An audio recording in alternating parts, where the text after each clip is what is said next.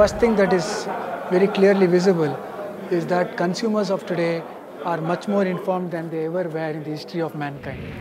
The offer and choice that the customer is getting evolved. As people become more aware, they are also becoming more demanding in terms of what they want. So whether it is on fashion, whether it is on style, whether it is on quality, they are aware and they are demanding and want that, and they want it now. The evolution of the consumer itself is one of the most important trends that is happening, which is putting a lot of pressure back onto retailers like us to work harder so that we can deliver the trend of tomorrow. The idiom location, location, location has all gone. Now it is all conversion, conversion, conversion. The increased power of word of mouth.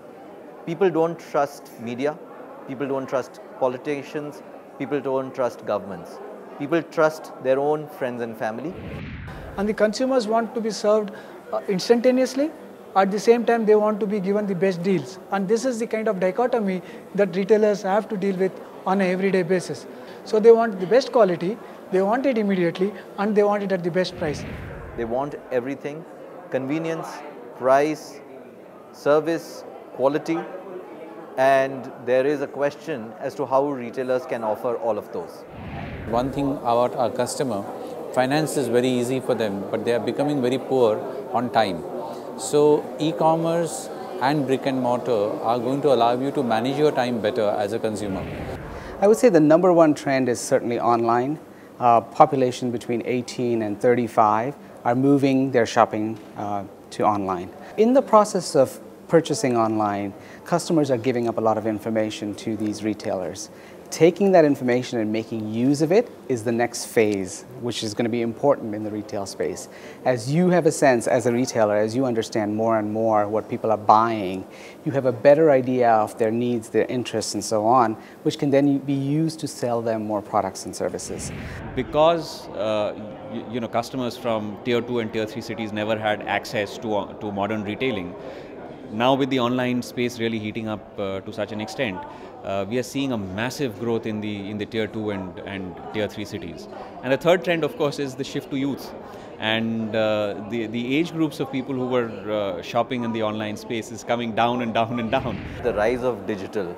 I think many consumers today are moving both their pre-purchase, purchase and post-purchase decisions online in some form or fashion. It doesn't matter whether they are in rural India or urban India. It doesn't matter whether they're old or not so old. It doesn't matter whether they're men or women.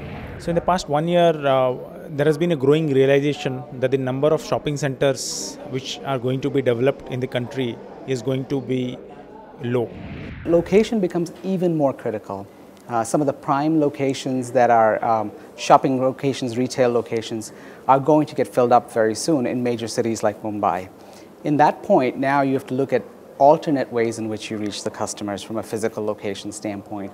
And now, more than ever, the science behind location becomes critical. Something I know that JLL focuses on, right? Understanding the location, understanding the demographics around the location becomes critical. A lot of retailers, they've been downsizing and resizing their stores. In terms of the malls, brands have matured, format sizes have matured. Brands are no longer looking at superlatively large format sizes, but they're looking at optimization.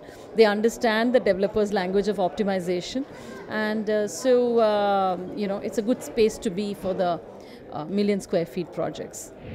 I think we have a very stable government, which automatically puts in consumer in the face. There is a big momentum to enforcement to go and expand and well beyond the tier 1 markets, particularly with the Indian retailers.